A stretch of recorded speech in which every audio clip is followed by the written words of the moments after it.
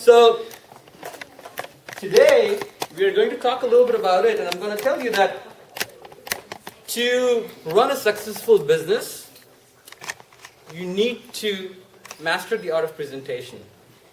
How you present yourself. Okay? And one very important point here, that presentation is not the same as public speaking. Okay? Public speaking is one element of presentation. Okay? Presentation is a conversation. It's a conversation where you do most of the talking, while your audience does a little bit of it. Okay? So, presentation is not a speech.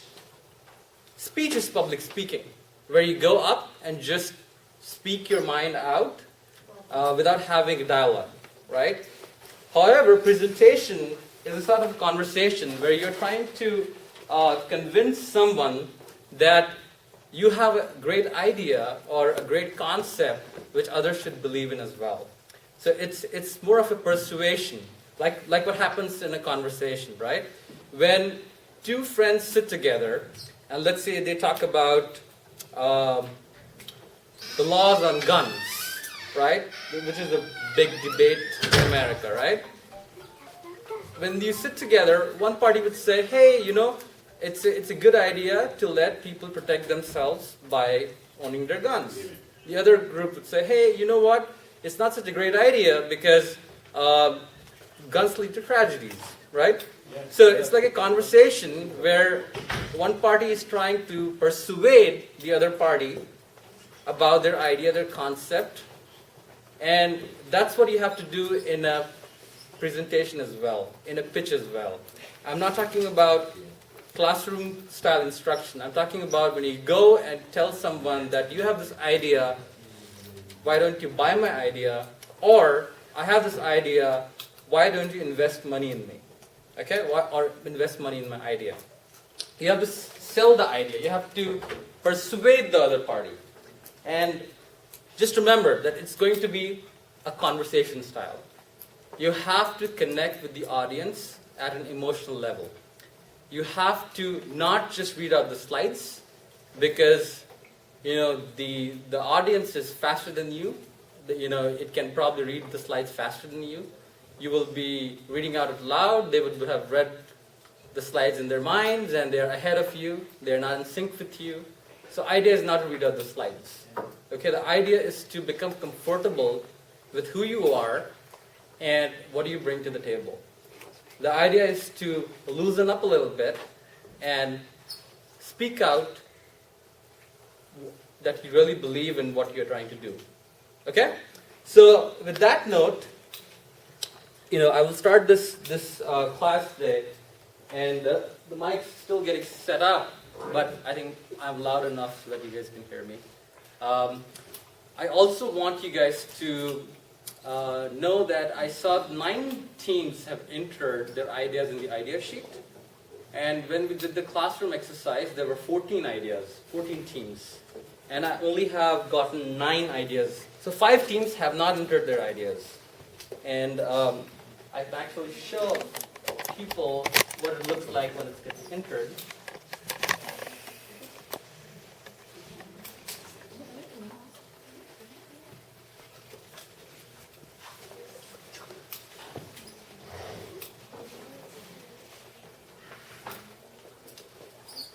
So, which teams have not entered their ideas yet?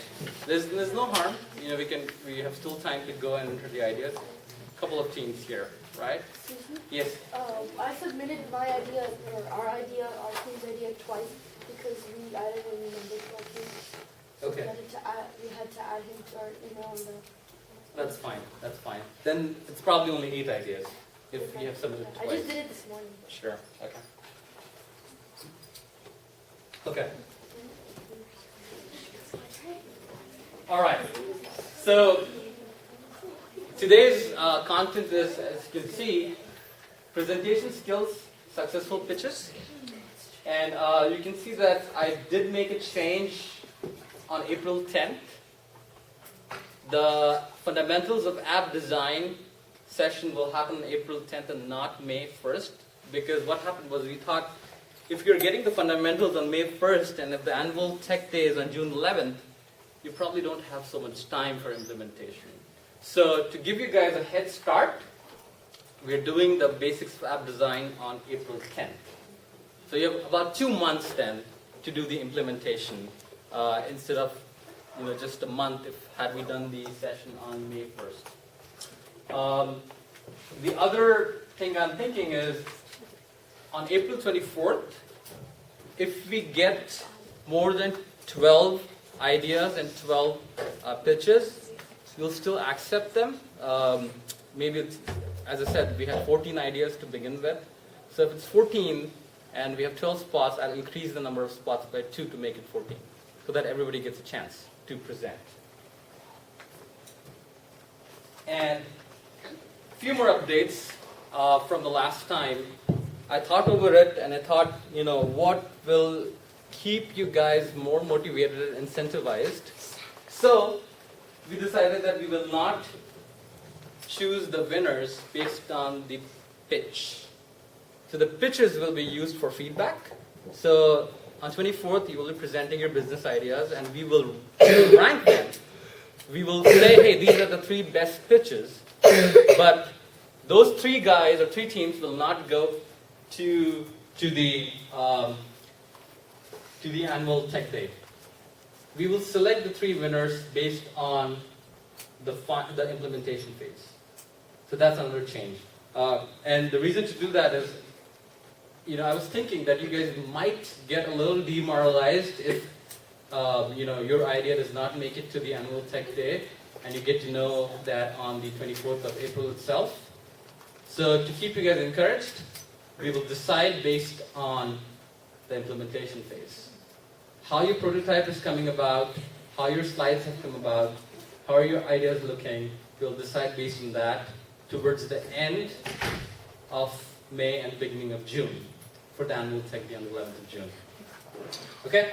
And the other change I decided to make was, in real world, one guy who's the best presenter goes out and presents their idea, right? But I thought, you guys are in the formative years, so let's change the format a little bit. Let's have all of you present at the Pitch Fest as well as the Annual Tech Day. So let's say there are 5 members in the team, and you get 10 minutes worth of time to present your idea and your business slides. I now recommend that each one of you take a turn at it. It's not compulsory. I'm just saying I'm opening it up for everyone to present, not only one chosen representative. Okay? That way, all of you will get some, mic time in front of the audience, presentation skills. Okay? So those are some of the updates I made from last week. Another announcement is for the parent coaches. I sent out an email to some of the parents who had signed up as mentors to put their names against the teams they would like to coach. So there are roughly 15 teams, 14 or 15 teams, and there are roughly 14 or 15 parents who have signed up. So I'm going to assign this task to the teams themselves. So you guys, as team members, need to now figure out who will be your coach. So there are 15 parents who have signed up, and you have to figure out who you want to be coached by. Okay? You're an entrepreneur. Entrepreneurs find their own mentors. We have a pool of mentors. If you want a specific mentor, reach out to them and say, hey, why don't you coach our team? Why don't you hold our hands a little bit? Again, you have to do most of the work. The coach's job is not to spoon feed you, but to sort of guide you and nudge you in the right direction. I want at least one adult coach associated with the team. Because what happens is you guys go back, you guys get into your school thing, get busy, and this thing gets pushed behind, right?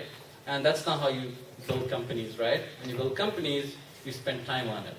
So to achieve that, I need parents to schedule outside this class hours so that the team members can meet and actually get some work done, right?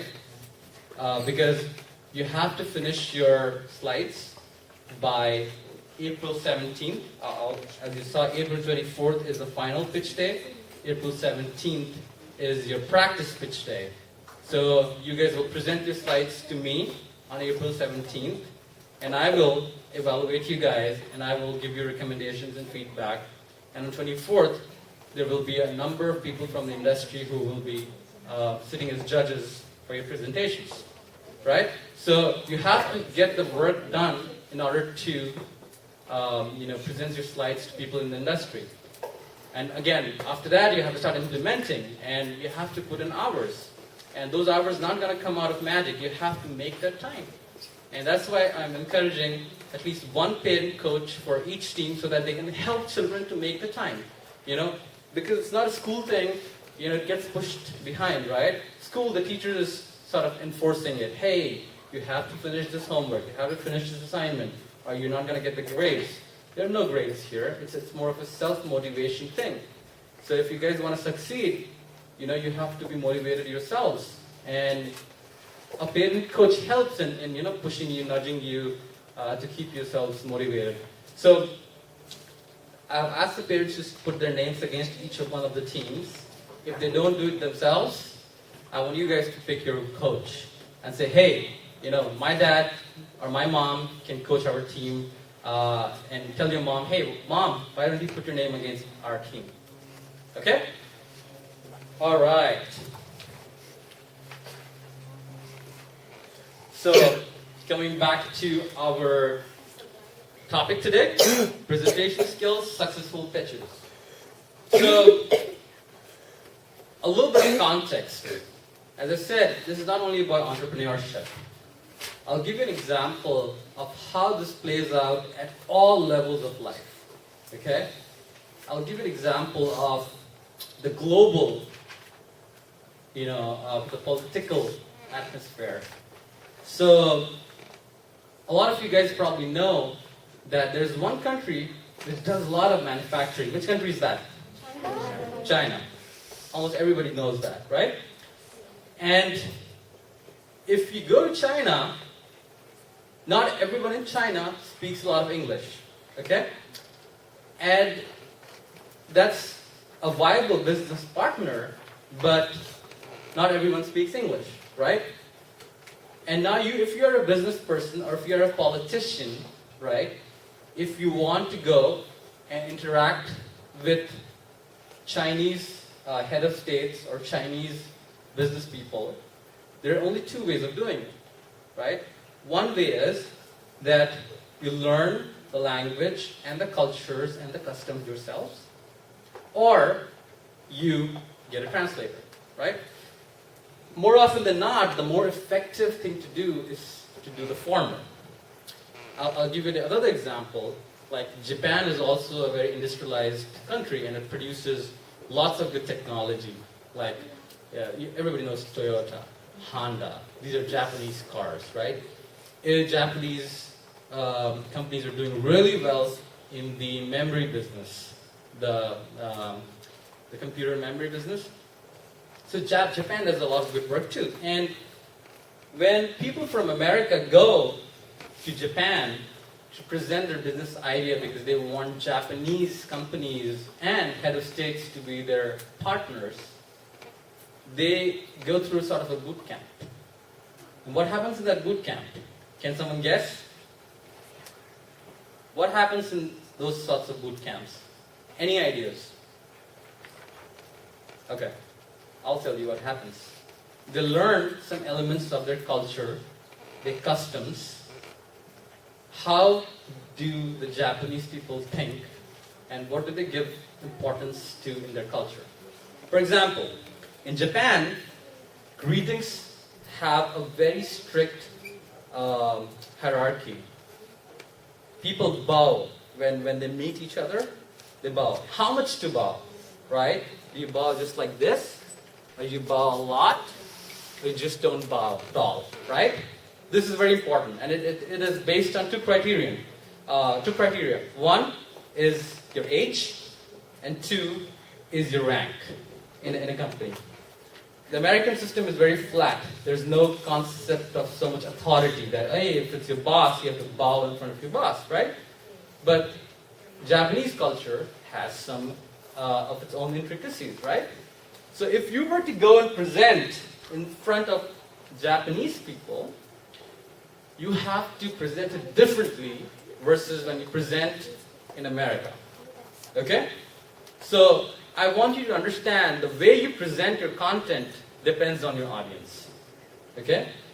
The way I'm delivering this content to you guys will be different if I deliver this content to adults. It will be different. The structure will be different. The way I present will be different. What topics I choose to present will be different. And the style I will use will be different. That's the main idea. The main idea is to understand your audience. Okay? Always remember, understand your audience and present accordingly. And I'll give you a few tips as to what aspects of understanding do you need from the audience. So for example, one aspect I gave you was culture. But in this case today, we're mostly going to do all our presentations in America, in Silicon Valley, to people working in Silicon Valley and entrepreneurs and whatnot. So the culture is not that important in this context. Everybody's sort of, from the same melting pot. But, this, as I said, it's not only about entrepreneurship, it's about life lessons. So this is sort of a life lesson you have to understand your audience. Okay? And on that note, today I have a request that I want someone to volunteer to recap what we have covered so far. And this is the 6th session today. We have covered 5 sessions. And I want someone to volunteer and present each of the sessions in a nutshell, a couple of lines and whatnot. And they'll have to come here where I'm standing. They'll have to take the mic from me and just speak a few sentences or words about each of the sessions. So who wants to go first for creativity and passion? Okay, Pala, go on. Come on. Don't have to be shy. As I said, be yourself. I know you know what you're doing, so just say whatever comes to your mind. And we were talking about creativity and passion. We learned how to use things we enjoy, such as games and activities, and our passion about them, and turn them into ideas to start up a company. Very good, very good. Okay, a round of applause for Palak. Good, I want this. I want you guys to let go of the inhibitions. Come up and, be a presenter. If you want to engage in a dialogue, engage in a dialogue. Okay? So, who's going to go next for behavior traits? Behavior traits? You want to do it? Come on. That's good. Encouraging your friends to do the right thing is also good. So the second one, we talked about behavior traits and how a leader should behave. Like, you shouldn't be really, really immature and irresponsible. You should plan things out and always be courteous and kind to your future business workers. Okay. Very good. Thank you. Okay. And the audience can ask questions. Yes, you want to go third? Come on up. And audience can ask questions to the kids who are presenting as well. You guys have any questions from session 1 and 2? If you don't remember certain concept, certain term, right? What was grit? Does everyone know what was grit? No? Raise your hands if you know what was grit. G-R-I-T. Grit. Okay, only a few people remember what grit is? Okay. So grit was your commitment to your long-term goals. So you work hard no matter what. Once you commit to a long-term goal, you don't drop out. Okay? So it's not like, hey, I tried it one day and then, I'm going to just pass on it. First you come up with some idea, what you want to do, and then you commit to that idea. Once you commit to that idea, that means you're not dropping out because it's getting hard.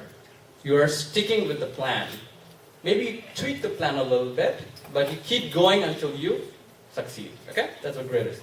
And session number 3, converting your passion to a business plan.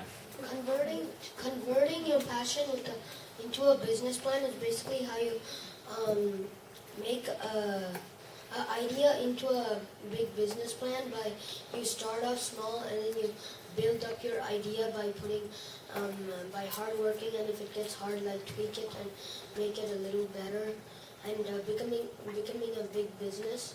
Okay, very good, very good. So how many of you have gotten started on your business plans? Raise your hands. Only some of you. Okay, so we need people to really take this seriously. We have to write the business plans. Remember, the business plans are nothing but slides, right? I presented about 9 or 10 slides in the business plan section. If you want, we will go over it towards the end of this lecture as well to remind you what it was. It was mostly your executive summary, your problem, the solution you're giving, and stuff like that, right? The marketing strategy, the cost, the financial projections. So we went over all of that in number 3. Okay? Number 4.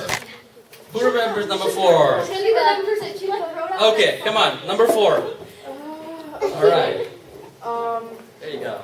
So steps. After you start a business, do you want to stop there, or do you want to sell your company to someone else? Or if you want to make more adjustments and add more stuff to your company. Yeah. Okay, very good. We have a question. Okay, what's the question? Yeah. She will take the question. What's the question? How do you make more money? You make new products. What were the types of incorporation again? I have no idea. Who remembers this? What were the 3 different types of incorporations we talked about? Yes. LLC, C Corp, and S Corp? Yeah, very good. Very good. Excellent. Somebody's up to date, right? Very good. I have a You have more questions? Okay. Yes. What's the question? I know they are. That's fine. This is encouraging discussion. What ways can you exit if your business is failing? You can sell it to another company, or you can just stop making the product. Yes. Your question. Which is the better one in your opinion? Stop making the company or sell You it? can sell it to a company because at least you'll get money from that. And just stop. Yeah. Okay. Very well handled. Oh my God. Very good job. All right. Any more questions from the first 4 sessions? So they talked about the exit strategy. Does anyone remember what was IPO? IPO. Who remembers what IPO was? IPO. Initial public offering. Anyone? Isn't it like It all got drained out? wait, wasn't Washed away in the Easter celebrations? Or was it holy? Holy? Okay. Wasn't that the thing where you offer stocks of your company to the public? All right, excellent. Somebody remembers it. Okay. IPO is when you offer the stocks of your company to public. That's why it's called initial public offering.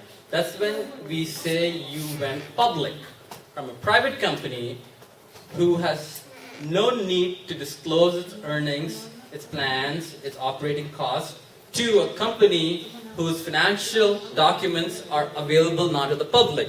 The public now exactly knows how much money have you been making, what's your operating margin, and what's your net income. Now, I also covered some, okay, number 5. Let's go to number 5. Who was going to present number 5? No, I don't even. All right, there's one guy who's volunteering. Come on. So last week we learned about financials and how to handle it.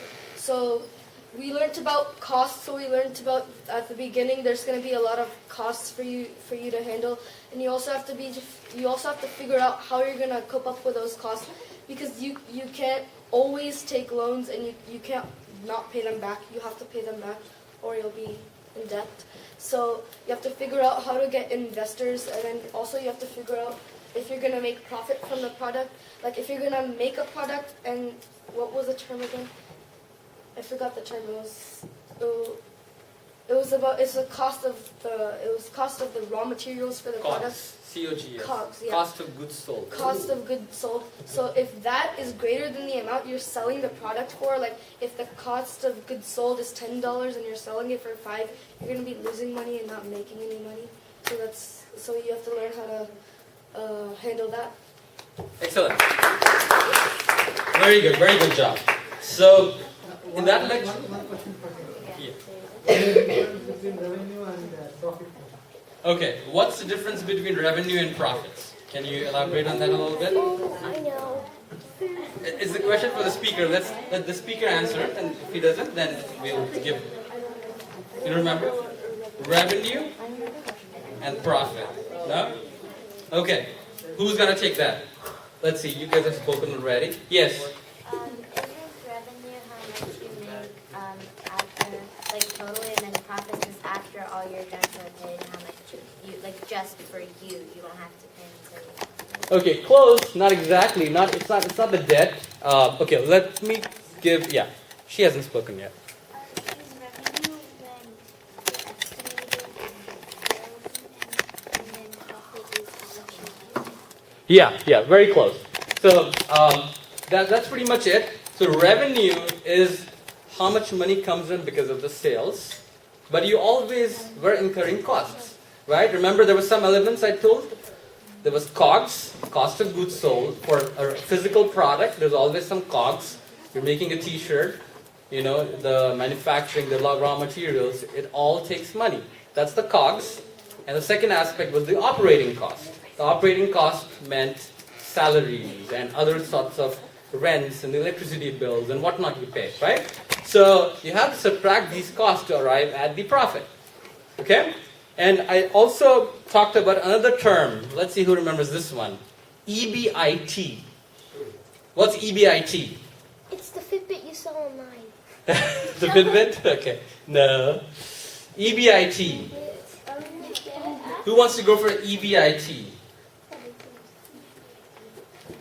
I will give a small hint. IT stands for... Institute of Technology. No. IT stands for interest in taxes. What would EB stand for? Okay, see, you can tell that. Yes. Yeah, it's like put Okay. Just put So EBIT is earnings before interest and taxes. Okay? So because we made a differentiation. We said, for the cash flow, when you do the analysis, you do 3 or 4 things. 1, you come up with all your revenue. Second, you come up with all your costs, and that includes the COGS and the operating costs, right? And from that, you get something called profit. Okay? Now, or you can also call it, EBIT. That's what I call EBIT. Earnings before interest and taxes. Now, from this amount, if you subtract the taxes you pay to the government and the interest you pay on your debts, like the loans and whatnot, then you arrive at the net income or the net profit. That's what's called a net or the bottom line. It's one thing you can remember. You will hear, if you listen to any financial news or read financial articles, you will always hear the word bottom line. And that's what bottom line is. Bottom line comes at the bottom of a financial statement. That's why it's called the bottom line. It's your net profit. Okay? Very good. So, yes, you guys remember some, forgotten some. Some got washed away wholly, but that's fine. We'll pick it up. We'll, reinforce all these concepts as we go through. And once you start making your slides, you will grasp these better. That's why I'm saying, start working on your slides, because unless you put these concepts into practice, they will slip away. And you can always go back and refer to the lecture slides or the lecture videos on the Facebook page. Okay?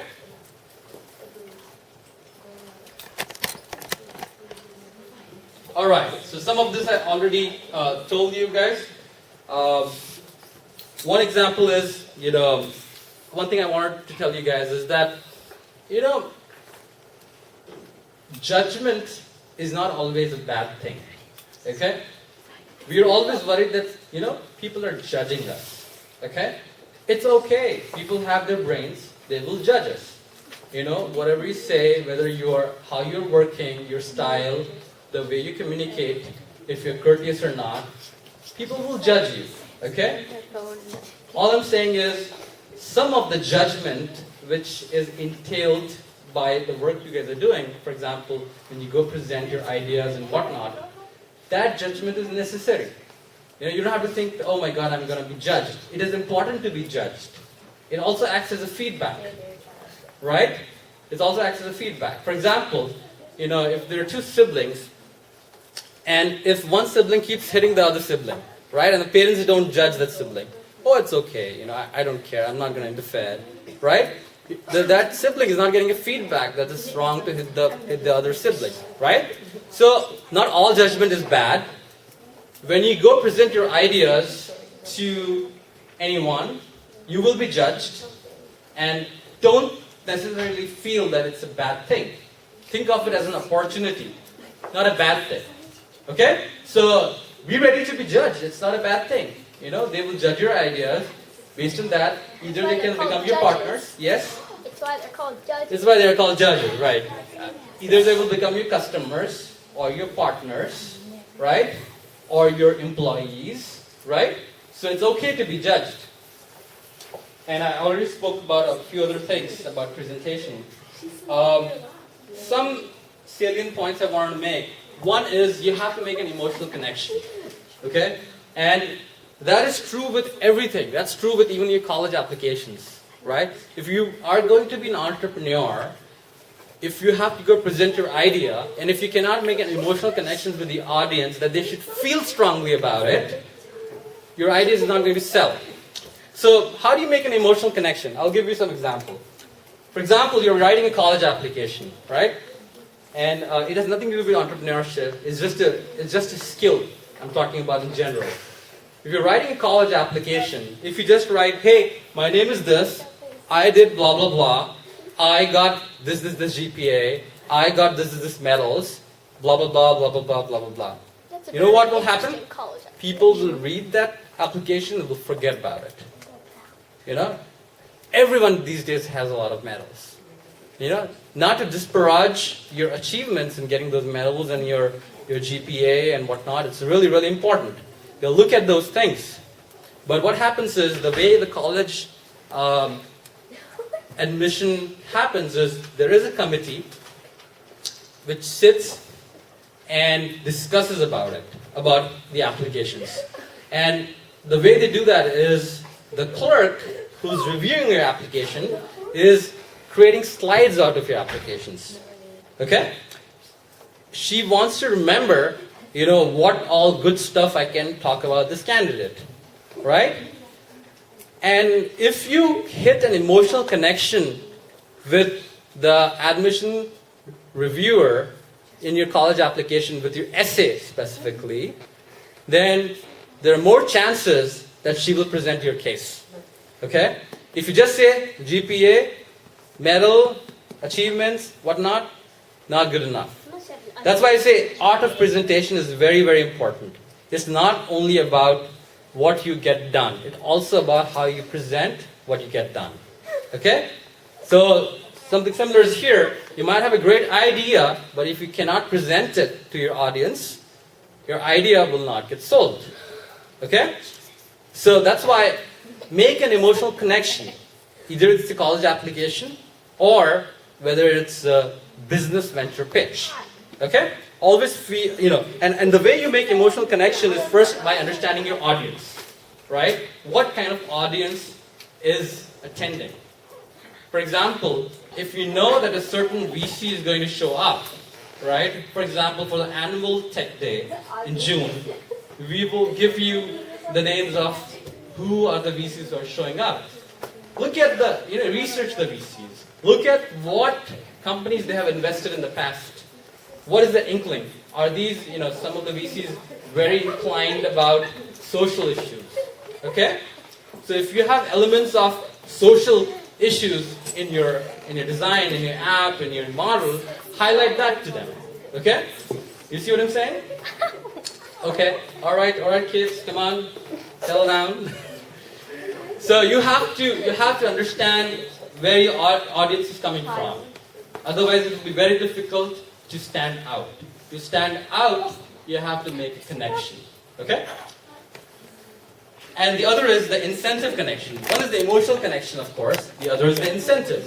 The incentive part is, how are they going to get benefited by your idea or your business or whatnot, right? What is in there for them, right? That sort of thing. So it's usually the money,